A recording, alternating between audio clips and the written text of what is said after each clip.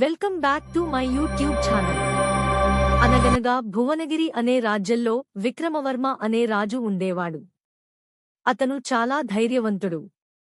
కాని తన తెలివితేటల మీద అతి విశ్వాసం కలవాడు. ఒకరోజు వేటకోసం తన మంత్రితో కలిసి అడవికి వెళ్లాడు. రాజు వెంట వేటగాళ్లు ఉన్నా జింక కోసం వెంటపడి రాజు, మంత్రి ఇద్దరూ కూడా దారి తప్పి ఆ దట్టమైన అడవిలో తప్పిపోయారు. గంటలు గడిచాయి. ఒక పక్క ఎండ మండిపోతోంది. దాహంతో కళ్ళు బైర్లు కమ్ముతున్నాయి. పుడేవారికి దూరంగా ఒక చిన్న ఆశ్రమం కనిపించింది. ఆ ఆశ్రమంలో ఒక వృద్ధ సన్యాసి కళ్ళు మూసుకుని ధ్యానం చేసుకుంటున్నాడు. రాజు సన్యాసిని పిలిచి నీళ్లు అడిగాడు. సన్యాసి కళ్ళు తెరిచి వారిని సాదరంగా లోపలికి ఆహ్వానించి అక్కడే ఉన్న పండ్ల చెట్టు నుండి తాజా పండ్లు, ఒక కలశంలో అమృతం లాంటి నీళ్లు ఇచ్చాడు. ఆ అడవిలో ఎండకు వాడిపోవాల్సిన పండ్లు అంత తాజాగా ఉండటం చూసి మంత్రి ఆశ్చర్యపోయాడు.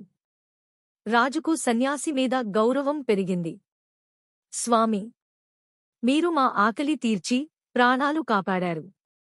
మీకేం కావాలో కోరుకోండి, నా రాజ్యంలోని సగం భాగం మీ పాదాల ముందు ఉంచుతాను అన్నాడు. రాజు మాటలకు సన్యాసి చిరునవ్వు నవ్వి, రాజా, నాకు ఎటువంటి ఆశలుగాని కోరికలుగాని లేవు. కాని నువ్వు తిరిగి వెళ్లే దారిలో ఒక పాత బావి ఉంటుంది. ఆ బావికి అడ్డంగా ఒక మంత్రించిన పెద్ద కట్టెని ఉంచాను. అది ఆ బావిలో ఉన్న ఒక దుష్ట శక్తిని బంధించి ఉంచింది. నువ్వు వెళ్లేదారిలో ఆ కట్టెను మాత్రం ఏమాత్రం కదపకు అని కఠినంగా హెచ్చరించాడు. రాజు దానికి అంగీకరించి అక్కడి నుండి తిరిగి తన రాజ్యానికి బయలుదేరాడు. ఆ సన్యాసి చెప్పినట్లే దారిలో వారు వస్తూండగా ఆ బావి కనిపించింది. రాజు ఆగాడు. సన్యాసి చెప్పినట్లే అక్కడ ఆ బావి మీద ఒక కట్టె ఉంది. అప్పుడు మంత్రి, ప్రభూ, సన్యాసిగారు ఏదో కారణం చేతనే దానిని కదపవద్దు అన్నారు. మనం వెళ్ళిపోదాం అన్నాడు. కాని రాజు మనసులో ఒక సాధారణ కట్టెకు ఇంత శక్తా? అసలు ఆ బావిలో ఏముంది? ఈ కట్టె తీస్తే ఏం జరుగుతుంది అనే కుతూహలం కలిగింది. తనలో ఉన్న అహంకారం రాజును శాంతించనివ్వలేదు. మంత్రి, ఆ సన్యాసి నన్ను పరీక్షిస్తున్నాడేమో.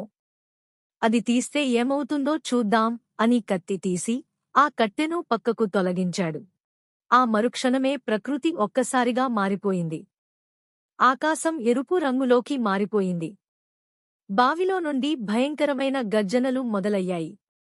ఒకప్పుడు బంధించబడిన దుష్టశక్తులు బావిలో నుండి బయటకు వచ్చి రాజు కళ్లముందే రాజ్యాన్ని ఆవహించడం మొదలుపెట్టాయి. ఆకాశం నుండి పిడుగులు పడ్డాయి. రాజు తాను చేసిన తప్పు తెలుసుకుని ప్రాణభయంతో మళ్లీ సన్యాసి ఆశ్రమానికి పరుగుతీశాడు. ఆశ్రమానికి చేరుకునేసరికి అక్కడ అంతా నిశ్శబ్దం. సన్యాసి మాయమయ్యాడు. అక్కడ కేవలం ఒక రాతి పలకపై ఇలా రాసి ఉంది, రాజా, నీ అహంకారం, అతి కుతూహలం నీ రాజ్యాన్ని మట్టిలో కలిపాయి. ఒక రహస్యాన్ని కాపాడలేకపోయిన వాడికి రాజ్యాన్ని పాలించే అర్హత లేదు.